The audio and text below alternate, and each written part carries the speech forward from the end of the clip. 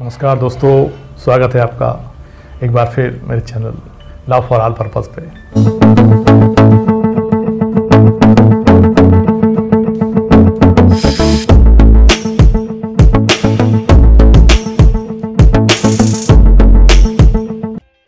अब न्यायाधीशों और लोक सेवकों का भी अभियोजन हो सकता है, तो उसके बारे में हम देखते हैं। क्लॉज 1, जब किसी व्यक्ति पर जो न्यायाधीश या मजिस्ट्रेट या ऐसा लोक सेवक है या था जिसे सरकार द्वारा या उसकी मंजूरी से ही उसके पद से हटाया जा सकता है, अन्यथा नहीं। किसी ऐसे अपराध का अभियोग है जिसके बारे में यह भी कथित है कि वह उसके द्वारा तब किया गया था जब वह अपने पदीय कर्तव्य के निर्वहन में काम कर रहा था। जब उसका ऐसा कार्य करना तात्पर्य था, तब कोई भी न्यायालय ऐसे अपराध का संज्ञान, जैसा लोकपाल और लोकायुक्त अधिनियम 2013 में यथाउपबंधित के सिवाय का ऐसे व्यक्ति की दशा में जो संघ के कार्यकलाप के संबंध में यथास्थिति नियोजित है या अभिकथित अपराध के किए जाने के समय नियोजित या केंद्र सरकार की ऐसे व्यक्ति की दशा में जो किसी राज्य के कार्यकलाप के संबंध में यथास्थिति नियोजित है या अभिकथित अपराध के किए जाने के समय नियोजित था, उस राज्य सरकार की पूर्व मंजूरी से ही करेगा, अन्यथा नहीं। परंतु भी दे रखा है जहां अभिकथित अपराध खंड ख में निर्दिष्ट किसी व्यक्ति द्वारा उस अवधि के दौरान किया गया था जब राज्य में संविधान के अनुच्छेद 356 के खंड 1 के अधीन की गई उद्घोषणा प्रवर्त थी, वहां खंड ख इस प्रकार लागू होगा मानो उसमें आने वाले राज्य सरकार पद के स्थान पर केंद्र सरकार पद रख दिया गया है। अब स्पष्टीकरण भी दे रखा है उन्हें। शंकाओं को दूर करने के लिए यह घोषित किया जाता है कि ऐसे किसी लोक सेवक की दशा में जिसके बारे में वह अभिकथन किया गया है कि उसने भारतीय दंड संहिता 1860 का 45 की धारा 166A, 166B, धारा 354, धारा 354A, 354B, धारा 54C, धारा 354D और धारा 370, धारा 375, धारा 376, धारा 376A, धारा 376C, धारा 376D या धारा 509 यदि कोई अपराध किया है, कोई पूर्व मंजूरी अपेक्षित नहीं होगी। वहाँ स्पष्टीकरण में दे दिया कि इन धाराओं से संबंधित यदि कोई अपराध है तो वहाँ पूर्व मंजूरी की आवश्यकता नहीं होगी, सीधा संज्ञान में लिया जाएगा और कार्रवाई की जा सकती है। अब हम वापस ऊपर आते हैं, क्लॉज 1 पे हम देखते हैं कि ये बात क्या कर रहे हैं। किसी व्यक्ति पर जो न्यायाधीश, मजिस्ट्रेट या लोक सेवक है जिसे राज्य सरकार उसकी मंजूरी से ही उसके पद से हटाया जा सकता है, अन्यथा नहीं। मतलब राज्य सरकार की मंजूरी के बिना इनको पद से नहीं हटाया जा सकता, अन्यथा नहीं। किसी ऐसे अपराध का अभियोग है, मतलब इनको पर अपराध का अभियोग है जो पदस्थ अधिकारी हैं, चाहे वो न्यायाधीश हो या मजिस्ट्रेट है, लोक सेवक, जिसके बारे में अभिकथित है कि वह उसके द्वारा तब किया गया था। उनको पर यह भी अभिकथित किया गया है कि जो अपराध किया था वो तब किया था जब वो पदस्थ थे या पदीय कर्तव्य का निर्वहन कर रहे थे, और तब कोई न्यायालय ऐसे अपराध का संज्ञान लेगा, जैसा जिन्हें कहा लोकपाल और लोकायुक्त तो अधिनियम 2013 में यथा उपबंधित के सिवाय, मतलब उसमें यदि उपबंधित तो वैसा, नहीं तो उसके सिवाय यदि है तो का ऐसे व्यक्ति की दशा में जो संघ के कार्यकलाप के संबंध में, संघ मतलब केंद्र के कार्यकलाप के संबंध में यथास्थिति नियोजित है या अभिकथित अपराध के लिए जाने के समय नियोजित या केंद्र सरकार, तो मतलब केंद्र सरकार के अंतर्गत नियोजित है तो केंद्र सरकार की अनुमति, और ऐसे व्यक्ति दशा में जिससे राज्य के कार्यकलाप के संबंध में है, यथास्थिति नियोजित है या अभिकथित अपराध के किए जाने के समय नियोजित था, तो राज्य सरकार की पूर्व मंजूरी करके ही उन पर कार्रवाई की जाएगी, अन्यथा उनके विरुद्ध कार्रवाई नहीं की जाएगी। मतलब केंद्र सरकार में नियोजित था, केंद्र सरकार के अधीनस्थ नियोजित था तो केंद्र सरकार, राज्य सरकार के अधीनस्थ था, राज्य सरकार की अनुमति, पूर्व अनुमति लेनी पड़ेगी, अन्यथा उनके विरुद्ध कार्रवाई नहीं की जाएगी। लेकिन पंतों में उन्होंने नीचे दे रखा है कि यदि अपराध जो नीचे दिए गए सेक्शन थे, उन सेक्शन से संबंधित अपराध है, वो सेक्शन थे 166A, B, 354, 354A, B, C, D, 370, 375, 376, A, B, C, A, B,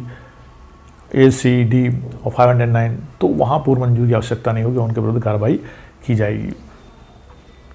अभियोजन लाया जा सकेगा। तो वहीं यहाँ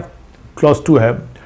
कोई भी न्यायालय संघ के सशस्त्र बल के किसी सदस्य द्वारा किए गए किसी अपराध का संज्ञान जिसके बारे में यह अभिकथित है कि वह उसके द्वारा तब किया गया था जब वह अपने पति कर्तव्य के निर्वहन में काम कर रहा था, जब उसका ऐसे कार्य करना तात्पर्य था, केंद्र सरकार की पूर्व मंजूरी से ही करेगा, अन्यथा नहीं। कि सशस्त्र बल से संबंधित कोई सदस्य है और उस पर अभियोग है कि उसने उस समय अपराध किया था जब वो अपने पति कर्तव्य का निर्वहन कर रहा था, तो उसका अपराध का संज्ञान यदि न्यायालय को करना है तो केंद्र सरकार की पूर्व मंजूरी आवश्यक है, उसके बिना संज्ञान नहीं किया जा सकेगा। वहीं क्लॉज 3 है,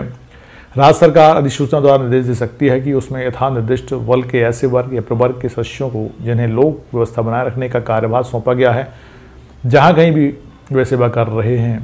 अथवा उपधारा 2 के उपबंध लागू होंगे, तब उस उपधारा के उपबंध इस प्रकार लागू होंगे मानो उसमें आने वाले केंद्र सरकार पद के स्थान पर राज्य सरकार पर रख दिया गया है। वहीं राज्य सरकार के अंतर्गत पदस्थ अधिकारी हैं जो लोक सेवक के रूप में इस तरह से काम कर रहे हैं और वहाँ इस तरह से उनको कार्यभार उनको सौंपा गया, वो काम उसको कर रहे हैं, उस दौरान उनसे कोई अपराध होता है तो 197 के क्लॉज 2 के उपबंध लागू होंगे। वहाँ राज्य सरकार पद की जगह केंद्र सरकार रख दिया जाएगा, मतलब केंद्र सरकार की जगह राज्य सरकार से पूर्व अनुमति लेनी पड़ेगी उनके विरुद्ध कार्रवाई करने के लिए, अभियोजन लाने के लिए। अब क्लॉज 3A है, उपधारा 3 में किसी बात के होते हुए भी कोई भी न्यायालय ऐसे बलों के किसी सदस्य द्वारा जिसे राज्य में लोक व्यवस्था बनाए रखने का कार्यभार सौंपा गया है, किए गए किसी ऐसे अपराध का संज्ञान जिसके बारे में यह भी कथित है कि वह उसके द्वारा तब किया गया था जब वह उस राज्य में संविधान के अनुच्छेद 356 के खंड 1 के अधीन की गई उद्घोषणा के प्रवृत्त रहने के दौरान अपने पदीय कर्तव्य के निर्वहन में कार्य कर रहा था, जब उसका ऐसे कार्य करना तात्पर्य था, केंद्र सरकार की पूर्व मंजूरी से ही करेगा, अन्यथा नहीं। वहीं 197 का क्लॉज 3A जो कह रहा है, यहाँ पर अनुच्छेद 356 के खंड 1 की बात कर रहे हैं, तो आर्टिकल 356 जो है राज्यों में संवैधानिक तंत्र की विफल हो जाने की दशा में ये लगाया जाता है। उस दौरान में जो कार्रवाई कर रहे थे अधिकारी, जो राज्य के लोक सेवक थे, वो व्यवस्था बनाए हुए थे, कार्यभार सौंपा गया था, उस दशा में उनके ऊपर किए गए कार्य के दौरान कोई अपराध होता है या अपराध के उनके ऊपर अभियोग लगाए गए हैं, तो उससे संबंधित यदि संज्ञान लेना है, अभियोजन लाना है तो केंद्र सरकार की पूर्व अनुमति लेनी पड़ेगी और पूर्व अनुमति के बिना वो उन पर कार्रवाई नहीं की जा सकेगी, अभियोजन नहीं लाया जा सकेगा। वहीं अब क्लॉज 3B है, इस संहिता में या किसी अन्य विधि में किसी प्रतिकूल बात के होते हुए भी यह घोषित किया जाता है कि 20 अगस्त 1991 को प्रारंभ होने वाली और दंड प्रक्रिया संहिता संशोधन अधिनियम 1991 पर राष्ट्रपति जिस तारीख को अनुमति देते हैं उस तारीख की ठीक पूर्ववर्ती तारीख को समाप्त होने वाली अवधि के दौरान ऐसे किसी अपराध के संबंध में जिसका उस अवधि के दौरान किया जाना अभिकथित है, जब संविधान के अनुच्छेद 356 के खंड 1 के अधीन की गई उद्घोषणा राज्य में प्रवृत्त थी, राज्य सरकार द्वारा दी गई कोई मंजूरी या ऐसी मंजूरी पर किसी न्यायालय द्वारा किया गया कोई संज्ञान अवधि मान्य होगा और ऐसे विषय में केंद्र सरकार मंजूरी प्रदान करने के लिए सक्षम होगी तथा न्यायालय उसका संज्ञान करने के लिए सक्षम होगा। वहीं यह बता रहे हैं कि 356 के दौरान जबकि संवैधानिक तंत्र विफल होने की दशा में जो लगाए आर्टिकल 356 का उपयोग किया गया, उस दौरान में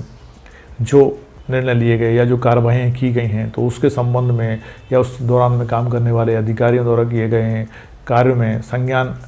यदि कोई न्यायालय ले लेता है बिना मंजूरी के, ऐसी मंजूरी नहीं ली गई है, राज्य सरकार द्वारा दी गई कोई मंजूरी या ऐसी मंजूरी पर किसी न्यायालय द्वारा किया गया कोई भी संज्ञान अवधि मान्य होगा, ठीक है। और ऐसे विशेष विषय में केंद्र सरकार की मंजूरी प्रदान करने के लिए सक्षम होगी, मतलब ऐसे विषय में सिर्फ केंद्र सरकार मंजूरी प्रदान करने के लिए सक्षम होगी और केंद्र सरकार द्वारा दी गई मंजूरी ही मान्य होगी और तब न्यायालय उसका संज्ञान करने के लिए सक्षम होगा, उससे पहले पूर्व संज्ञान नहीं ले सकता है। तो उसके बारे में ये आपका क्लॉज 3B बता रहा है 197 का। अब हम क्लॉज 4 पे आ जाते हैं। यथास्थिति केंद्र सरकार या सरकार उस व्यक्ति के जिसके द्वारा और स्थिति का जिससे वह अपराध या वे अपराध जिसके या जिसके लिए ऐसे न्यायाधीश मजिस्ट्रेट या लोक सेवक का अभियोजन किया जाना है अवधारण कर सकती है और वह न्यायालय निर्दिष्ट कर सकती है जिसके समक्ष विचारण किया जाना है। वहाँ क्लॉज 4 ने बता दिया उन्हें स्पष्ट रूप से, जैसी भी स्थिति हो मतलब स्थिति अनुसार केंद्र सरकार या राज्य सरकार उस व्यक्ति का जिसके द्वारा